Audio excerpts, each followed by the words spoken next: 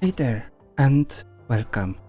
Today I will be looking back at a game called Tunic, an action-adventure game from 2022. It was developed by Isometricorp games and published by Finji. In the background, you will see a few random clips from the game. I did not record a full playthrough of it, so that's the only footage I have. I played the game twice, but this review was written entirely based on my first playthrough. More on that later. Tunic starts off as a great game. You're in a mysterious world where something is happening, so you have to figure out what happened and fix it. Let's get right to it then. Visually, I think that this game looks beautiful. I love the art direction, and I also really like the variety that each biome brings. It felt immersive in the sense that I genuinely felt like I was part of the world. Even though it isn't exactly an open world game, it still felt open. Maps were designed in such a way that they felt open while at the same time guiding you through them. I never felt lost, and I also never felt restricted. Every map and every part of the map has seen some level design love. I didn't notice anything that seemed like an afterthought.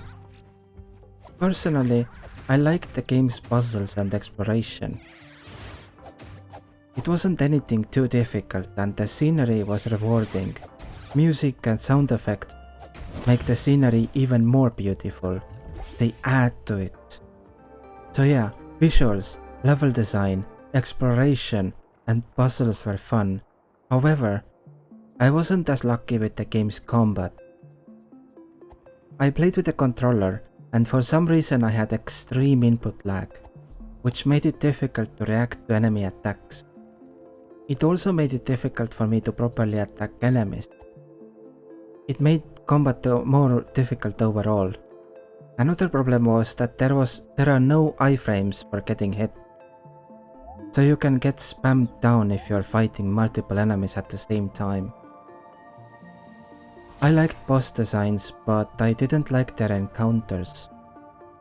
It's possible that this was due to the input lag, but some of the bosses were attacking too fast, with too little breathing time between their attacks. Sometimes I had to be on the defensive for like 20 seconds straight, because I got unlucky with the rotation. Some bosses were difficult to get in melee range with, which isn't a problem itself, but the problem here is that this game's ranged attacks all require mana, which does not regenerate. Fortunately, those bosses do have ads, who when killed give you some mana, so there is that. With bosses I dislike homing attacks. This game's bosses attack you towards where you go when dodging, instead of where you were, unless you time the dodge perfectly. This is never not frustrating. I have never liked this kind of design. On top of that, these bosses had melee attacks, which made them fly all the way across the arena. I don't like arena-wide melee attacks either. Combining the two makes for a bad time. I also had some problems with aggro. Occasionally enemies aggroed from the other side of the map and brought a lot of others with them. So I had an entire map after me in areas where you didn't have climbing only paths. That wasn't fun. One other problem with the combat that I had was with the autofocus algorithm. I often couldn't get it to target the enemy I wanted, even if the enemy was closest to me. I was able to handle combat most of the time despite it, but it did get in the way sometimes. When it comes to bugs, I did have a few of those. For example, I fell through the world several times, and there were a few times where enemies charging me somehow got stuck in a wall, where they couldn't get me and I couldn't get them either. Fortunately, the latter was easily solved by resetting the world at a save spot. Now, I mentioned at the beginning that I had to play the game twice. The reason for that is because I didn't know that the upgrade materials were something you had to use. For some reason I thought that they were passive, so I never thought about it. That means I played through the entire game with base stats. That made combat even more difficult on top of all the other problems. I was about to start writing the review when I discovered that you have to power up manually.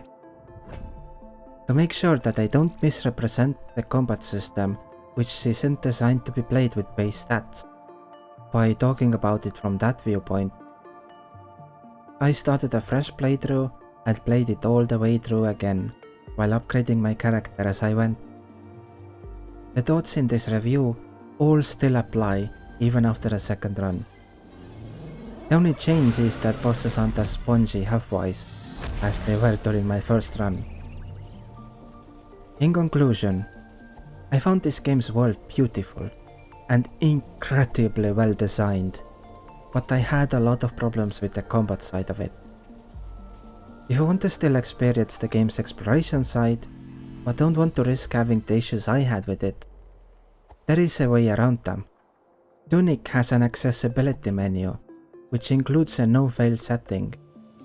That setting makes you invincible, so you can experience the game without having to try too hard in combat. I think it's a good game and worth a try. That just about covers everything I wanted to say about Tunic. If you have any questions about something, let me know. Thank you very much for watching, and I will see you next time.